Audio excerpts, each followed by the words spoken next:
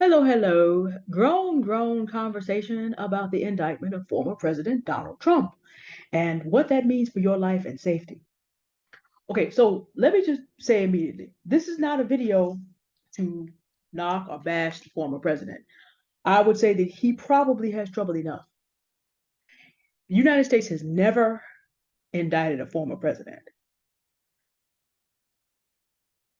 If that is being done, trust and believe. It's like I said about when the state of California came for Tory Lanez.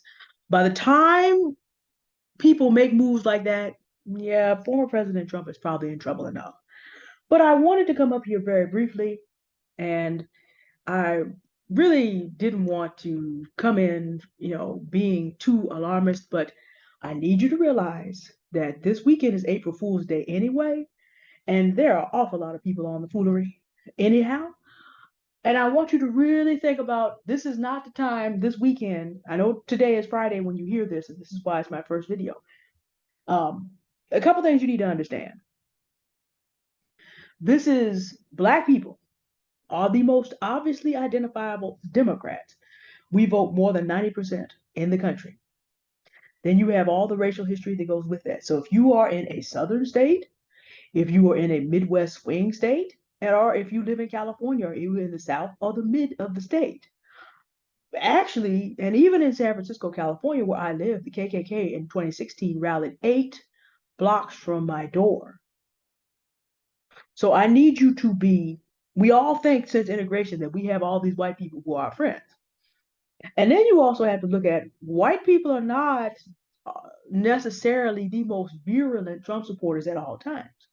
Attorney Dennis Sperling was of the Manosphere was kind enough to share with the general public that although the numbers of black men who were Trump supporters was being reported at 8 to 13%, the number could be as high as 20, 1 in 5.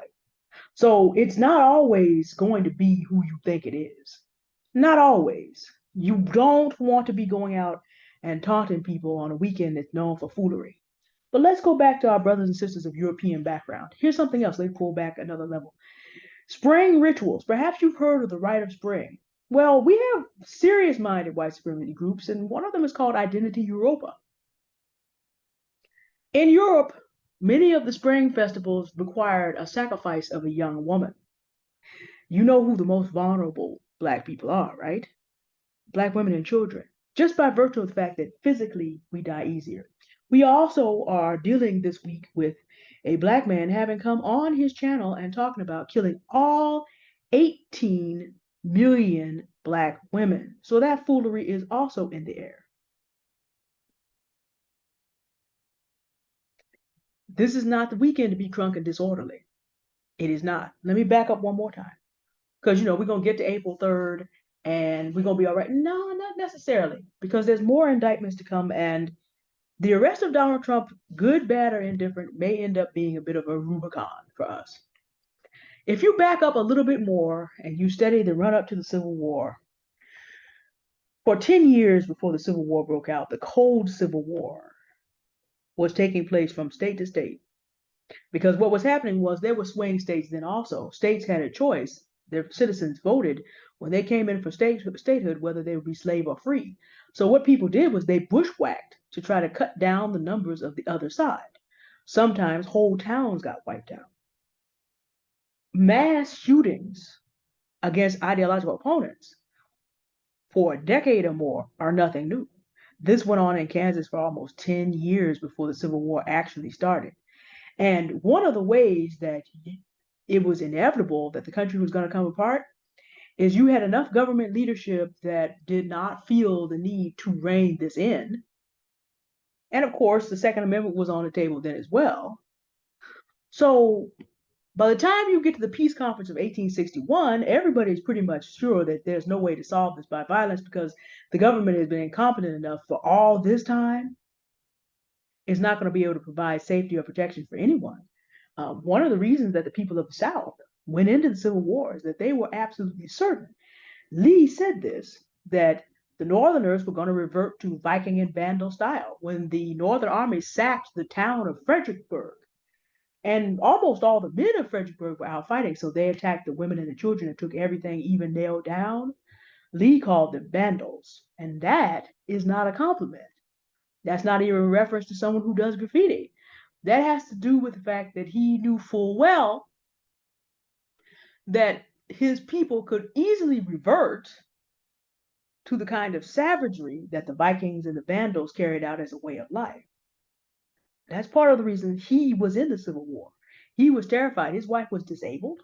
He had 3 daughters. And if the North reverted and the slaves had bone to pick, couldn't survive. He couldn't be everywhere at once. A lot of people felt that way. And of course, people in the North felt like, with the South, getting away with the different outrages with bushwhacking, we have to fight them. Because if they are able to do this, they will use their slave power to exert terror over everybody. Well, if you kind of look at the situation we're in now, where the government is refusing to protect the right of citizens to just be minding their own business and being killed every which way, what you're doing is setting up a situation where within about 5 to 10 years, no one will believe that it is possible under the present government. That's how you get a civil war. I'm not saying that this is necessarily inevitable. It could have been avoided in the 1850s. It wasn't.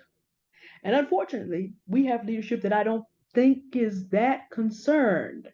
So this is one of the reasons why, and I'm going to do a different video about, why we're in the rooms we're in and why we need to do the content we're doing, and some things that, perhaps we best leave alone right now because we don't have that kind of time. See, if smack hits the fan, just like it was when COVID, if you don't have this together right now and you can't be on a move, if something really goes down in your city, if you don't have this together, you don't have it. You had from COVID to now to sit at home and get that together. If you're not ready, you're not ready when it breaks out. Towns got bushwhacked. If you didn't have enough resources to be able to get up and go, if you got the word in advance, that was it. Um, it's not a pleasant situation to consider, but people have been. I'm not a doom and gloom person, but I know enough about history to know, it doesn't have to be everybody. It just has to be where you are. If you live somewhere where there's been a major shooting in a public place, if you live somewhere where there's been shooting in the school, your life and feeling safe and having options to make sure that your life continues, you've been bushwhacked. Some of you listening to me may have family members who've been living in a Black community, and the bushwhacking is now called drive-by shooting and urban violence, inner city violence. It's been going on forever and a day. But if you don't have the resources together and you're not focused on what you need to do to be able to escape those situations, and you don't know how to not drive back into those situations over and over again, you're going to be in a world of hurt. This weekend, April 1st, is another one of those wonderful reasons to understand. Warning, warning, warning. It is also a reminder, if you don't have your things together, that you can move on a move, then it might be time to start doing that. If you don't have an emergency fund and you don't have a backup plan for what you're going to do in case something is disrupted where you are, you might want to put the weekend in doing that. Predators hunt the weak and disoriented. If you're a Black person, you're an obvious Democrat. If you are a Black woman, you're a woman. And if your children are with you, they're more vulnerable. If you go this weekend to paint the town red, you will be disoriented. So please bear this in mind. I pray that none of this would happen. But as we said about the last part of the intercessory prayer Bible study, our winter spring Bible study, faith without works is dead. I pray for your safety and your peace. But if I don't put out a warning for some of you, if I don't put out a warning to let you know based on history, then I would have failed to do my part in God answering that prayer. And this is the purpose of this video. What's going to happen to Donald Trump is going to happen to Donald Trump. Next video, and I'll mention it here, but it's just, I know that people have differing opinions about President Trump, and I expect them to be in the comments of this video. But what I'm really encouraging you to do is marshal your energies. The time for talking about this, that, and the third is time that could be better spent. I keep saying this and I keep saying this, but you need to marshal that emotional energy and strength to be able to make moves. So this weekend, maybe it's a move you don't have to make. I was wondering today, I turned over, I was going to take my walk today. I should have been able to do this outside, but I turned over and did something in bed that I very rarely do. I re-aggravated a mild injury. And it hurt till too late in the afternoon for me to go outside. Then I found out, oh, Donald Trump was invited today, and I would have been walking right about where the KKK rallied in 2016. I got my warning, I heeded it. I hope you're able and willing to do the same. All right, have a good day anyway. Enjoy your day. Watch your back. Thank you for listening. Goodbye.